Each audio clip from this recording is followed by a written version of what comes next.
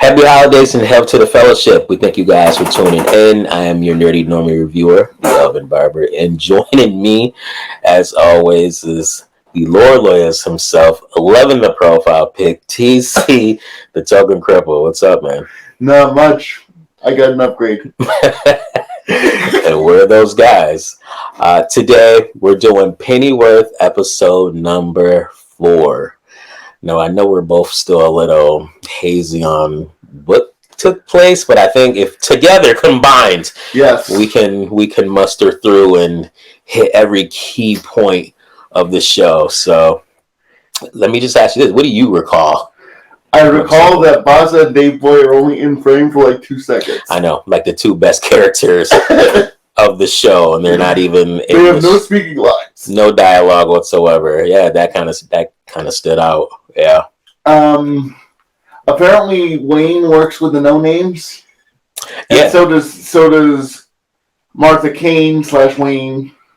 Which now it's so weird because Thomas Wayne's got to be pretty high up, right? As far as higher than she is. He's the one giving the orders, right? And they're really trying to reel Alfred in. Like, I think that's the phrase they use, to reel him in. They know he's good. He's like, offer him any amount of money. Here's the thing. Mm-hmm. Why the fuck do 2 American nationals who supposedly have CIA connections, why do they care what happens in England? Beyond, Jolly Cheerio to the Queen? I don't know. Is that something you think we'll ever find out, or do you think it's just one of those things like, shut up and go with it? I hope we find out. I mean, I know the Raven Society is supposed to be like the Court of Owls, I guess. But even the Court of Owls are real discreet. You know what I mean? Like, people really didn't know that they were a thing. But I feel like here in England, like, people know about the Raven Society. Like, but I don't know why. Like, I know their purpose is fascism, right? I think that's their goal. The Ravens are fascists, and supposedly, according to that first guy, the No Names are supposed to be socialists, I believe. Right. But I don't know, like, why the Americans are so... Why they would give a fuck. Hell-bent, would give a fuck about any of it. I don't know. Lord Harwood, the guy from the first episode, they ended up letting him go, but not without taking his nose and just fucking him up. So they disfigured him. Yeah. So they left him in an alley. They probably should have just ended him, to be perfectly honest. Yeah, I don't know why. What purpose does keeping him alive even do? I don't even know why they kept him alive. Esme, she's paranoid, rightfully so. Yeah, is it really paranoid if they're really out to get you? That's true. She's got a gun cocked and loaded and ready to blast his head off as he's walking into the apartment. Because she's been hearing noises. Nothing she can really pin down, but she's scared. And he just chalks it up to her imagination. Like, oh, you've been through something traumatic. It's quite all right. I'm here. He has to physically touch the gun to lower it. Because she's fucking frozen. Because she's frozen, yeah.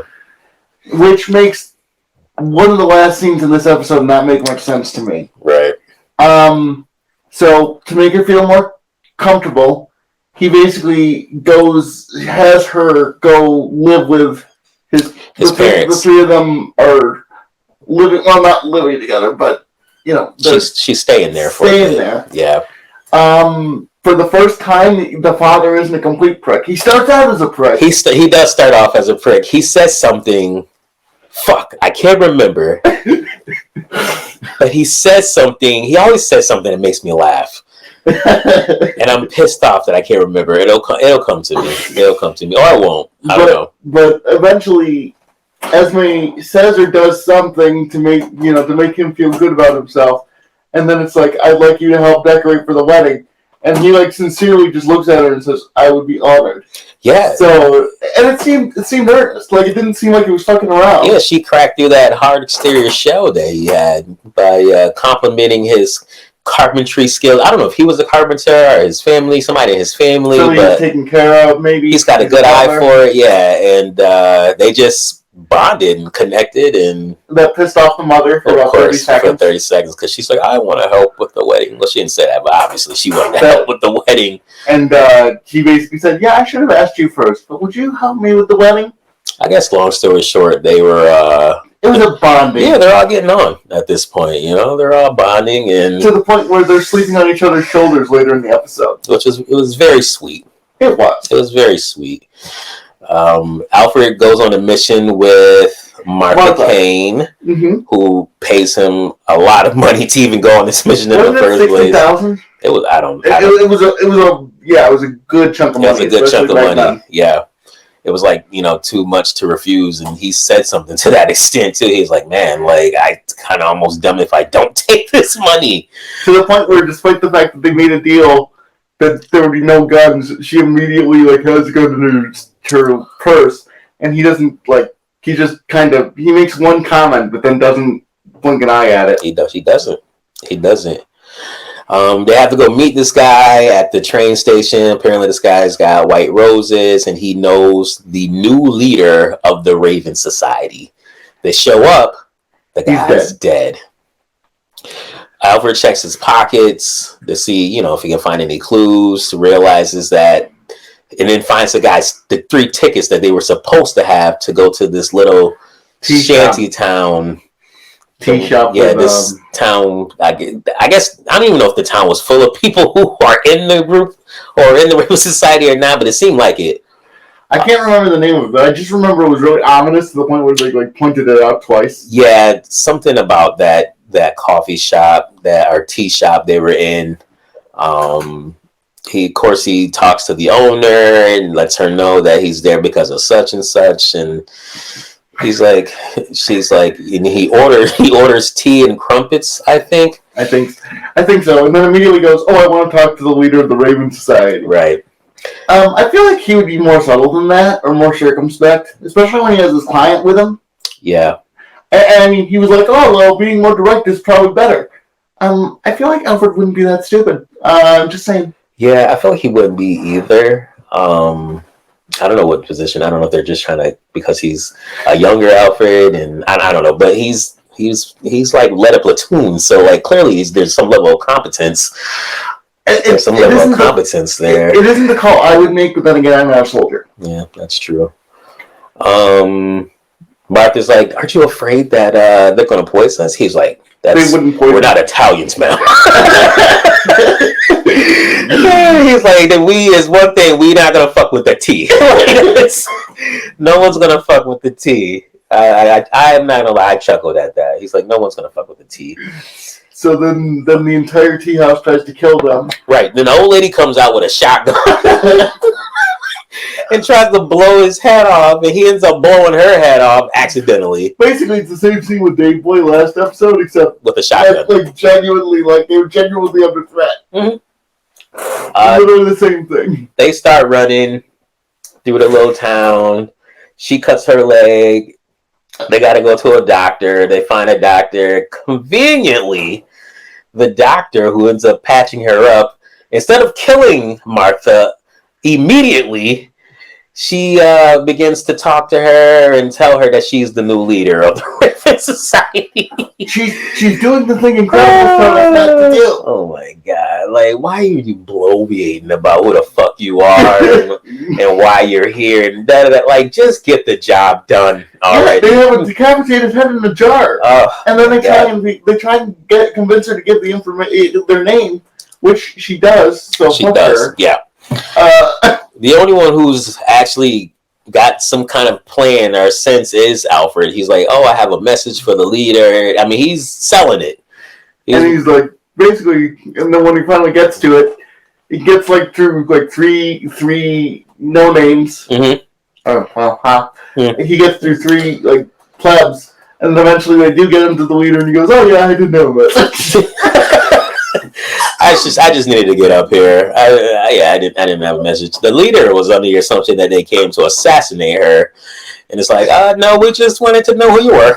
That's literally it. So they end up knocking out But the biggest thing that they fucked up with, apparently killing that person in the tea shop, not a good plan, because they were all pissed about that. Everyone they encountered were like, "Oh, you killed the little old lady. She was an old lady. Like, this bitch is walking around with a 12 gauge, right? Like a loaded 12 gauge, take me off. Like, it was an accident, all right? Yeah, we get it. She's a little old lady, but she was out for blood. She was out for blood. So yeah, then they escape. They get back to Martha's place. They start talking about, your dad. He said my dad was lying when he, said he didn't have nightmares about the war. That also reminds me, I don't know if I mentioned it in the previous recording, I don't feel like Martha would have been that naive to believe that her father didn't. Yeah. I don't think she would be. At least now she's an international spy operative person. I guess the plot needed her to be that way. And she acts like, oh, that was such a revelation. It's like, it really shouldn't have been, Martha. It shouldn't have been. Then her and Alfie are bonding and talking about their feels. Their fifis, as you put it. Yep. And they end up making out. Despite the fact that Alfred is currently engaged to Esme. Despite the fact he's engaged, he's still trying to get it in with Bruce Wayne's mommy. I don't buy that. I don't buy that either. I don't buy that hyper proper Alfred Pennyworth would be macking on a chick, no matter how hot, when he's engaged. Yeah. Unless there's literally some supernatural force involved. I don't buy it either. So, after a good while, actually, they were making out. He's like, oh, okay, I gotta go. So he leaves, goes to his parents' place, realizes that Esme's gone. She left a note saying that she's gone to the new place that they've gotten painting to do some painting. Join me when you get a chance. That's what the note said. Can you explain to me, if you're just fucking paranoid as to, like, hold a gun to your fiance, and you genuinely, like, are so frozen you can't put it down when you find out it's him, would you really go there on your own in the middle of the fucking night? No. No, I wouldn't. He starts just walking leisurely, and then he just starts running for no reason I could determine. He just starts running. It seems like he starts running the same time, like those footsteps, and someone's like behind her door of the new place.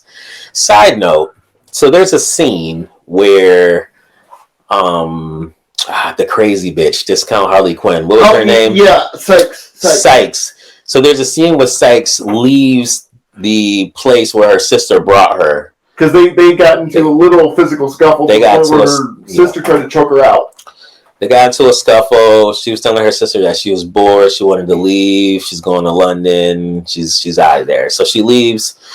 So I'm not going to lie. When whomever showed up behind the door at their new place, Alfred and Esme's, I was like, oh shit, is this Sykes? Is she fucking there right now?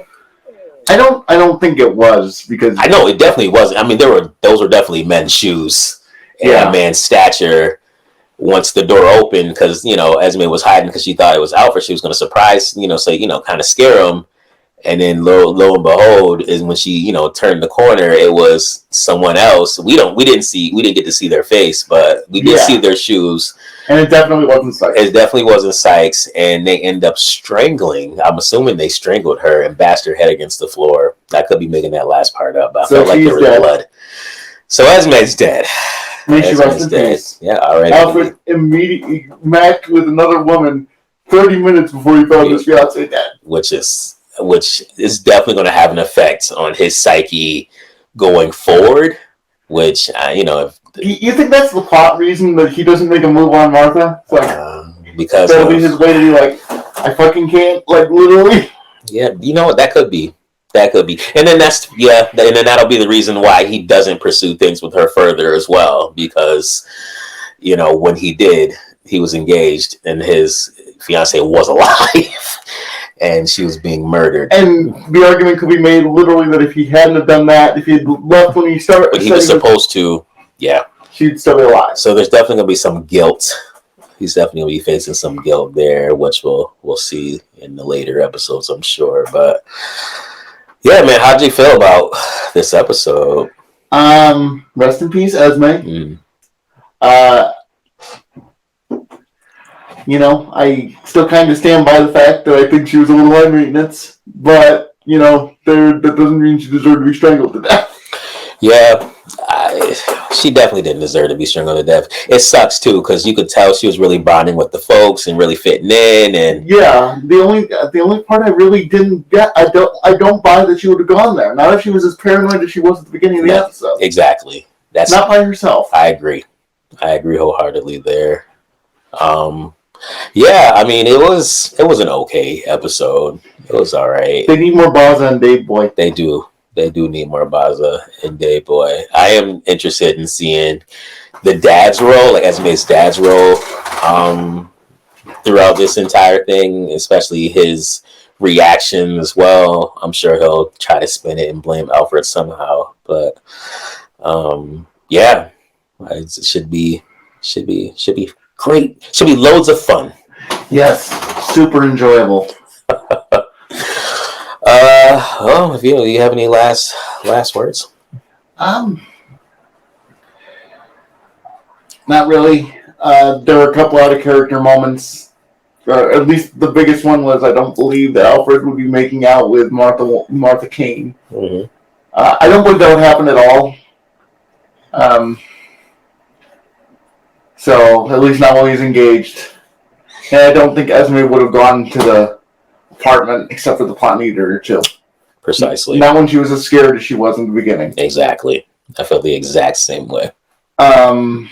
So hopefully I can't wait to see Sykes' reaction to Esme's death. That's true. That's not going to end well for whoever did it. Gosh, it's really not. It's not going to end well at all. Because she seems in a very crazy way, earnestly infatuated with Esme. Yeah. So she is. So when she finds out who did it, she's going to kill him. Oh gosh, I can't wait. How much you want to bet she's going to join Alfred's side in season 2? Oh yeah, they're definitely going to. I can see them, the enemy of my enemy type thing is my friend. I can kind of see something like that. But she's definitely a fucking powder keg waiting to fucking explode. So she's already crazy enough. Yeah. So, well, we thank you guys for tuning in. We ask that you smash that like button, subscribe, leave a comment, let us know what you think. Share this video out there, hit that bell for future notifications, and you guys take care. Have a good one, everybody. Merry Christmas. Merry Christmas.